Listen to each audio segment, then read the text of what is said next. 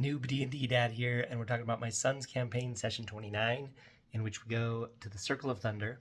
Well, we've already been there, but now we're just gonna go underneath it. So I'm looking through the module for Circle of Thunder, and it comes up third, and I just realized this. It's in alphabetical order. I've always been like, how come Icespire Hold isn't last because it's like the big bad guy? Because it's in alphabetical order. Well, that's embarrassing. So we're going to show you how I modified this map because I really modified it for this one, and I think it made it better. So this is for my son's group, which consists of my friend, my son, and my son's cousin. And I'm also DMing for an Army Veterans group and a really little kid group, which is my son, daughter, and sometimes other son. So I just had them level up early because they killed this guy, Gorthok the Thunder Boar, and it was the hardest fight of their lives, and so that's why I chose to level them up early. And they've long rested in the glass bowl that he left behind when he basically exploded the giant boar. And I decided that when the boar was destroyed that there would be a sleeping broad, a sleeping young maiden in clothing that was clearly from 200 years ago, would be asleep in the wreckage after the boar exploded and disappeared. And this young lady is a huge deviation from the book because it's nowhere in the book. But I decided that it would be a cool little flavor thing and a little mystery that they'd have to solve to have this lady who's sleeping magically that cannot be woken up only under certain conditions. And I came up with her for the Army Veterans group that I DM the same group, the same module, the Dragon of Icespire Peak from the Essentials kit. And when I created her for them, I was trying to decide if she wanted to be a villain, like a powerful spellcasting villain, or if she would deliver some plot information and then she would crumble away like at the end of the Indiana Jones The Last Crusade, or 3, if she would be a good guy. And so this is spoiler alert for future sessions, but in the Army Veterans campaign, I decided that she would be a good guy and that she can have visions and that she is like a priestess from the Shrine of Savras that's also in this book. But the players don't know this right now, and right now she's still sleeping, and they're trying to get her to wake up, and nothing they can do is getting her to wake up.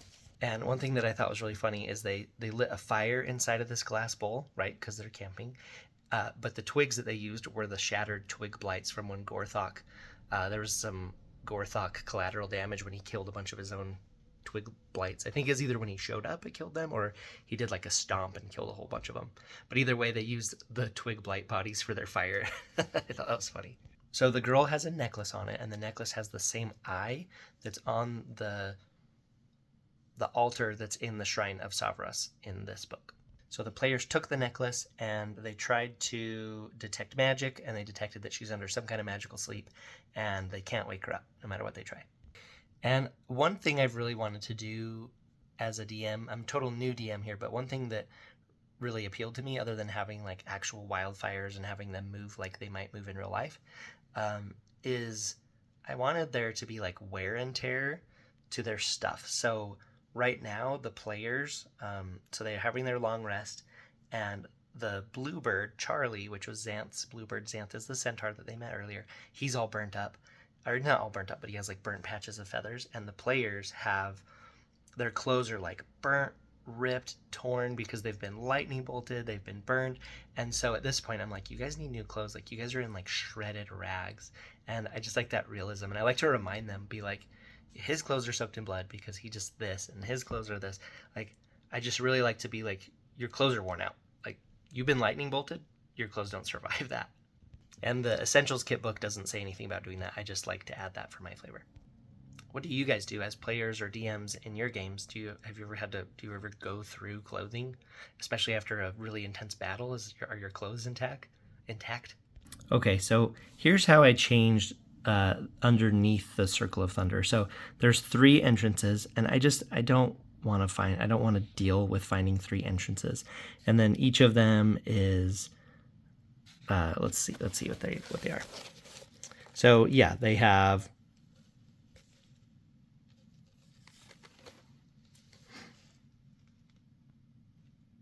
some artwork, they have some treasure, a +1 shield, some artwork.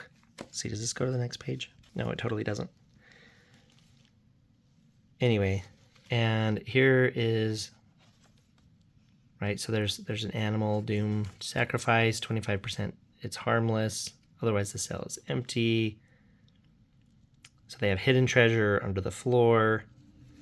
Okay, so I did this instead. So instead of 3 different rooms for the anchorites that were up there, and again, these notes really weren't meant to be shared, but I have this room. So my son discovers a secret entrance, and it's a hatch that goes down, and then there's a hallway this way and splits off this way and this way. So the exit's down here on the side of the hill, so that's why there's trees there. And then in these different rooms, so I still use the same treasures, right? So the +1 shield, the potion of invulnerability, and then I had like some morbid artwork. I can't remember what it was, but I was really proud of it.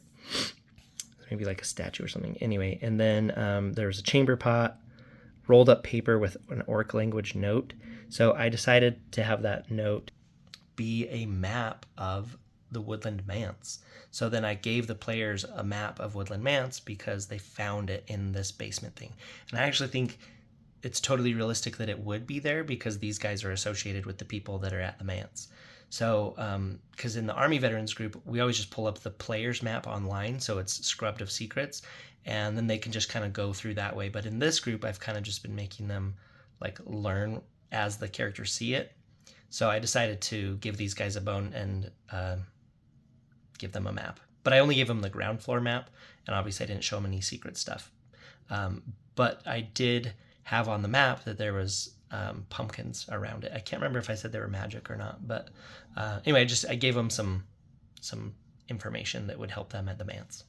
And then, of course, the +1 shield, which is also in the book.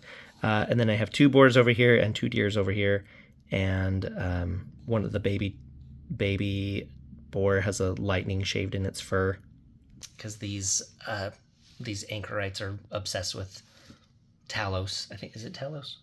Anyway, lightning. I like to have lightning artwork show up because it's consistent with these guys. Okay, and as they're getting ready to leave after they've gone through here, and I know there was like an ethical dilemma where my son wanted to kill the animals in the cage, and my friend was like, no, they haven't attacked us yet. The game does tell you to have the boars attack, but they very carefully basically freed them, which I thought was the ethical thing to do. So Xanth the centaur decides to go to Falcon's hunting lodge to see if he can get some help, and then these guys, where do these go? They see a boar, and it shoots lightning at them, and so they attack it and kill it. But that's the boar that would run and warn the woodland manse that they're coming, so it's actually an anchorite. So that was like the little encounter after their little tiny dungeon crawl. And I think they had Xanth take the sleeping broad to Falcon's. I can't remember if they did that or if they kept her with them. Yeah, she totally went with Xanth to Falcon's hunting lodge.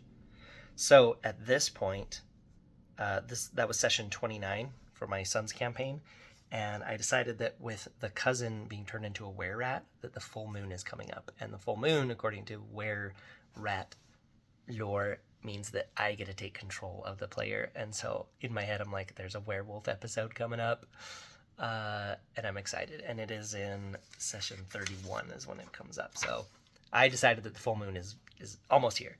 But first, the players go to Loggers Camp. So we got Loggers Camp, and then the full moon with the wererat that I am in control of. So stay tuned for that. This is Noob D&D Dad, my son's campaign that I'm DMing for, session number 29. Let me know what you think, and if you've tried Dragon of Icespire Peak. But I love this thing, and I think it's so easy to make changes to it. So anyway, thanks for watching, and I'll see you in the next one. Bye.